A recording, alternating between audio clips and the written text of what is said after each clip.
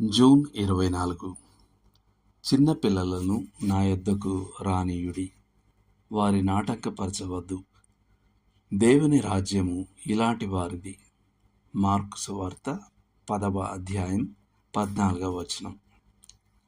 పిల్లల మరణం ఎల్లప్పుడూ దేవుని ప్రజల విశ్వాసానికి ఒక ప్రత్యేకమైన కఠినమైన పరీక్ష. అట్టి సమయంలో మనలను బలంగా నిలబెట్టగల ఆధారాలను కలిగి ఉండటం అత్యంత అవసరం. క్రైస్తవుల మధ్య సాధారణ నమ్మకం ఏమిటంటే, వివేచన వయస్సు రాకముందే చనిపోయే పిల్లలు యేసు రక్తం ద్వారా సురక్షితంగా ఉంటారు. దాని వెనుక ఉన్న తర్కం ఈ విధంగా ఉంటుంది: ఆ పిల్లవాడికి రక్షకుని అంగీకరించడానికి కానీ తిరస్కరించడానికి కానీ సామర్థ్యం ఎన్నడూ లేదు. కాబట్టి దేవుడు శిలువపై క్రీస్తు చేసిన కార్యం యొక్క విలువంతటిని అతనికి లెక్కిస్తాడు. అతను ఆ కార్యం యొక్క రక్షణ విలువను ఎన్నడూ పూర్తిగా అర్థం చేసుకోకపోయినప్పటికీ, ప్రభు అయిన యేసు మరణ పునరుత్థానాల ద్వారా అతను రక్షించబడతాడు. వివేచన వయస్సు విషయానికి వస్తే, అది ఏమిటో దేవునికి తప్ప మరెవరికీ తెలియదు. ప్రతి విషయంలోనూ ఇది స్పష్టంగా భిన్నంగా ఉంటుంది. ఎందుకంటే ఒక పిల్లవాడు మరొకరి కంటే ముందుగా పరిపక్వత చెందవచ్చు. వివేచన వయస్సు రాకముందే చనిపోయే పిల్లలు పరలోకానికి వెళతారని ప్రత్యేకంగా చెప్పే లేఖనం ఏదీ లేనప్పటికీ, ఈ అభిప్రాయానికి మద్దతు ఇచ్చే 2 లేఖన ఆధారాలు ఉన్నాయి. మొదటిది నేటి మన వచనం: చిన్న పిల్లలను నా యొద్దకు రానీయుడి, వారిని ఆటంకపరచవద్దు. దేవుని రాజ్యము ఇలాంటి వారిది. మార్కు 10:14. పిల్లల గురించి మాట్లాడుతూ యేసు దేవుని రాజ్యము ఇలాంటి వారిది అన్నాడు.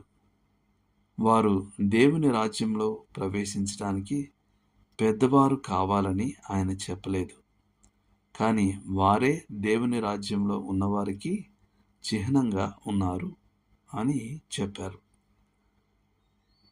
ఇది చిన్నపిల్లల రక్షణకు చాలా బలమైన ఆధారంగా నిలుస్తుంది.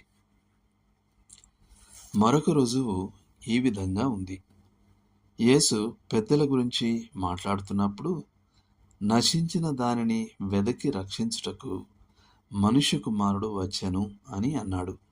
లూకా 19:10. కానీ ఆయన పిల్లల గురించి మాట్లాడుతున్నప్పుడు వెదకడం గురించి ప్రస్తావన విడిచిపెట్టాడు.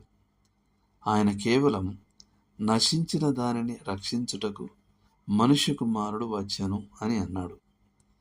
మత్తయి 18:11. ఇక్కడ సూచన ఏమిటంటే, పిల్లలు పెద్దల వలె త్రోవ తప్పి తిరుగులాడలేదు, మరియు రక్షకుడు వారి మరణ సమయంలో సర్వాధిపత్య రీతిలో వారిని తన మందలో చేర్చుకుంటాడు. వారు క్రీస్తు కార్యం గురించి ఎన్నడూ తెలుసుకోకపోయినప్పటికీ, దేవునికి దాని గురించి తెలుసు, మరియు ఆ కార్యం యొక్క రక్షణ విలువంతటిని వారి ఖాతాలో లెక్కిస్తాడు. దేవుడు మన నుండి పిల్లలను తీసుకువెళ్ళినప్పుడు మనం ఆయన సంరక్షణను ప్రశ్నించకూడదు. జిమ్ ఎలియట్ రాసినట్లుగా, నేను వారు పెద్దయ్యే వరకు భూమిపై ఉంచాలనుకున్న వారిని దేవుడు యవ్వనంలో తీసుకువెళితే నేను దానిని వింతగా భావించకూడదు.